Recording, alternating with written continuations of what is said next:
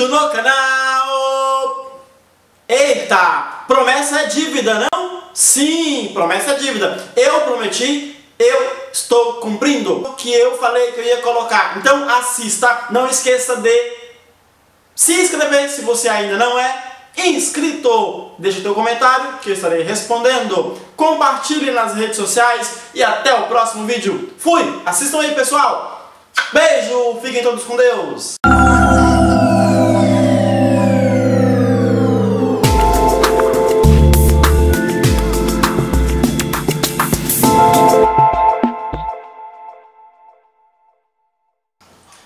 Como prometido semana passada, eu falei para vocês que a gente ia trabalhar falando sobre tudo sobre os alisamentos existentes hoje no mercado. E é claro que a gente tem que colocar aqui uma classificação de datas, de épocas, Por exemplo, eu coloquei aqui, quando começou anos 50, anos 60, 70, 80, 90, 2000, 2011 e 2018. Então vamos lá. Quando começou lá pelos anos 50, usava-se muito o hidróxido de sódio. Nos anos 60 veio a febre do Enem. Eu vou falar um pouquinho mais na frente para vocês qual é a função do Enem e como ele age no fio de cabelo. Nos anos 70 entrou-se a onda do tioglicolato. Aí acontece uma transição entre o tioglicolato e o hidróxido de lítio, porque acontece uma diferenciação, tá, pessoal? Acontece que o tioglicolato de amônia é um e o tioglicolato de hidróxido de lítio é outro. Mas ele tem a mesma proporção, por quê? Porque os dois precisam de uma neutralização, então eles precisam ser neutralizados. Também vou falar para vocês sobre isso. Nos anos 90, é claro, mesmo chegando aqui nessa década de 90, ainda se usava o hidróxido de sódio, usava o Enem muito, tanto é que até então muitos ainda usam o Enem, usava o tioglicolato, como até hoje usa, e o hidróxido de lítio. Mas a moda para os cabelos afro era, nos anos 90, a guanidina. E é interessante que, quando surgiu a guanidina para alisar, eles começaram a usar o tioglicolato também na proporção de fazer com que acontecia a chamada definitiva. Anos 70, ele vinha muito forte com os permanentes, ainda veio até um pouco aos anos 80, trabalhando os permanentes em si, mas o forte mesmo era os alisamentos. Anos 2000 foi quando explodiu o formol e no ano 2011 veio as ondas dos ácidos, que muitos se compara aí a uma transição entre um processo de ácido, formol, ácido, e fica ali aquela dúvida pairando no ar. Qual que é a diferença entre um e outro? Sabendo que também existia e existiu até hoje presente dentro de algum salão os chamados derivados, que eram os derivados de cana-de-açúcar, derivados de outros processos que eu vou falar um pouquinho mais na frente para vocês. Mas a fórmula que entrou em 2011, que nós estamos em 2018, então tem pouco menos de 7 anos aí, entre 7 e quase 8 anos, é a base do ácido. E aqui eu vou deixar um suspense para vocês, porque eu vou falar só no final o que foi que aconteceu, que houve essa mudança em 2018, praticamente 2017 para 2018, houve uma mudança justamente nessa transição do formol para os ácidos. Mas antes de eu entrar na base dos alisamentos, é claro que a gente precisa conhecer um pouquinho o cabelo. Quem já fez colorimetria vai assemelhar algumas coisas no curso de colorimetria com o que eu vou falar aqui para vocês. Por exemplo, eu coloquei aqui anatomia e fisiologia do cabelo. Dentro do nosso fio de cabelo, eu fiz uma classificação, é o que existe mesmo. Por exemplo, proteína, 75 a 85% do nosso fio de cabelo é proteína. Então a gente lembra que as proteínas elas estão classificadas como aminoácido, queratina, tá? Então tem essa base de 75 a 85%. Água, ela está entre 10% e 15%, o nosso fio de cabelo tem entre 10% e 15% de água. Lipídios, ele está entre 3,6% ali, é uma base bem pequena. Pigmentos é 1% apenas, ou seja, pode ser um cabelo bem escuro ou até mesmo um cabelo mais claro, ele tem um pigmento na porcentagem de 1% apenas. Minerais no nosso fio de cabelo nós vamos encontrar 0,03% a 0,5%. E por último aqui os carboidratos, que tem 0,01 a 0,05. A estrutura do cabelo ela é classificada, primeiro, o cabelo ele é uma fibra natural.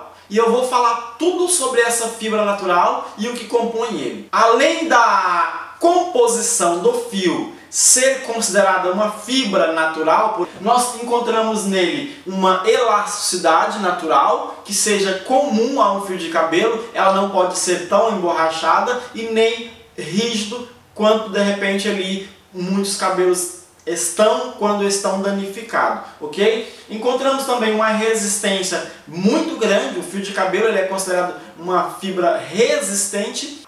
Aí o fator de você entender como é uma resistência tão grande como esse, tá? Temos também a proteção ao couro cabeludo. Muitas vezes pessoas, por exemplo, que são calvos ou às vezes está com problema de calvície, sabem muito bem disso, que tem que passar protetor solar aonde não tem, né, aquele cabelo ali, porque o cabelo ele protegia o couro cabeludo do sol. Então ele é um protetor. O cabelo ele é um protetor natural, não só do sol em si, como também dos raios solares, porque o calor, já vamos dizer que ele vai ter ali uma agressão ao couro cabeludo. Porém, não só o calor, mas também vem com radiações que nós chamamos de raios solares, que trazem ali os infravermelhos, né? E agora, vamos aprofundar um pouquinho mais nesse fio de cabelo. Mais uma vez lembrando, quem fez colorimetria vai lembrar muito dessa parte. Quem não fez, eu convido a ir lá e assistir. Nós temos desde o fácil até o 4º grau. Assista aqui no meu canal que vocês vão ver, é bem bacana. Então vamos dividir ali. O cabelo, eu dividi ele praticamente na primeira fase ali por 3 partes. Cutícula, córtex e medula, ok? O córtex, a cutícula aqui em si, primeiro, cutícula, proteção ao fio. Ela é incolor, ela não tem cor. Por mais que você olhe e veja um cabelo escuro, não é a cutícula que é a ferramenta principal para dar a cor no cabelo, e sim a base que está dentro do córtex, tá? Então a função da cutícula é o quê? Primeiramente, ela é incolor, ela tem só a função de proteger o córtex, tá? E ela é facilmente rompida e até mesmo danificada por alguns processos químicos, mecânicos. Eu falo muito assim, gente, processos químicos, mecânicos e processos físicos também pode danificar a cutícula, tá? Agora vamos lá, o córtex. A função do córtex é o que? A parte interna dele, do fio em si, tá? Onde contém as fibras. E nessas fibras que estão intercaladas entre elas é que encontra ali os nossos pigmentos que dá a cor do nosso fio de cabelo. Nós chamamos essas fibras de macrofibrilas, microfibrilas e protofibrilas. Estão dentro do fio, ok? Então essa estrutura dele é compacta, ela é bem fechada mesmo, resistente, tá? E precisa o quê? De uma obstrução para penetrar nesse córtex. E aí vai entrar a química, daqui a pouco eu vou falar para vocês sobre isso, tá? A medula é um processo onde ela só tem um canal interno, onde ela não tem função nenhuma. A medula do fio de cabelo não tem função nenhuma, então fica ela ali só como classificação de partes do fio de cabelo, ok, pessoal? Agora entra uma parte bem interessante: ligações químicas.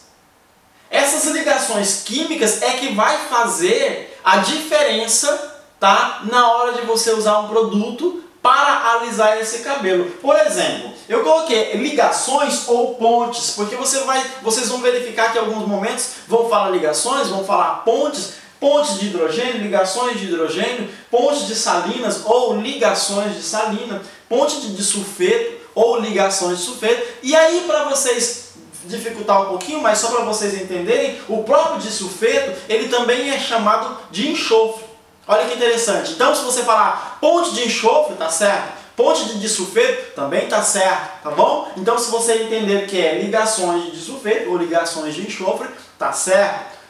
Agora, vamos classificar eles dessa forma aqui para vocês entenderem. Hidrogênio, colocar como primeiro, tá?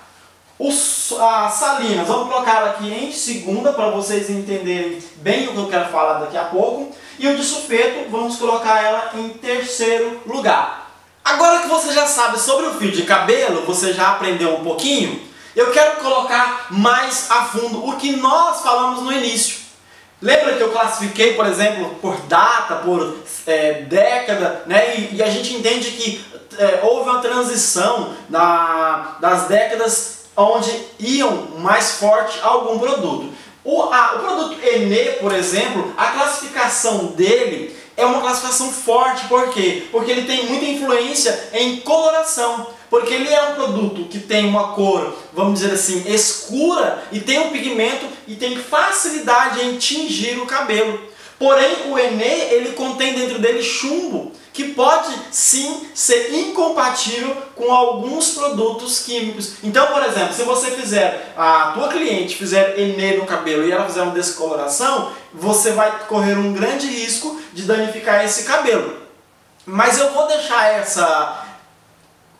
esse trabalho de demonstrar isso para vocês na próxima aula. Esse vídeo vai ficar um pouco assim, digamos, longo se eu fizer em uma aula só. Então eu vou dividir em duas, tá? Eu vou falar um pouquinho sobre isso aqui, nós vamos finalizar essa aula de hoje. E aí o próximo vídeo já vai ser falando um pouquinho sobre as composições deles e quais são as reações. Eu vou mostrar na prática para vocês, não percam isso, tá? E aí, para não enrolar muito, eu vou dar continuidade aqui, ok? O Ené é isso que eu falei para vocês, eu vou mostrar na prática para vocês ali algumas formalizações que acontecem com o Ené. O sódio, ele é basicamente o processo ali, como eu falei para vocês no início, sobre a questão da soda cáustica, que ela realmente corrói, ela realmente faz uma ruptura no fio de cabelo, para que haja uma transição e uma transformação ao fio de cabelo ali, ok, pessoal? A guanidina, ela precisa de um ativo. Então você o que?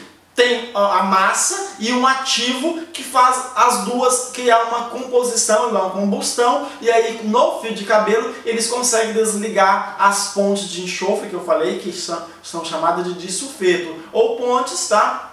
De enxofre ou ponte de disulfeto, ok? O tiglicolato, ele já é um pouco diferente. Por quê? Porque ele precisa o quê? De um neutralizante. Olha que diferença. A guanidina você precisa de um ativo para ativar ela e no final você usa um shampoo que ele lavando o cabelo, ele dá uma cor rosa. E para você saber se ainda existe produto químico no cabelo, você tem que lavar bastante até aquela cor rosa da água sumir. Enquanto tem a água rosa, você tem que continuar lavando, tá? E aí, quando fica a água transparente é porque não tem mais resíduo de guanidina. O tiglicolato já é diferente. Você aplica, deixa ele como se fosse uma aplicação de uma coloração, aí aquele momento de pausa e depois você faz a neutralização.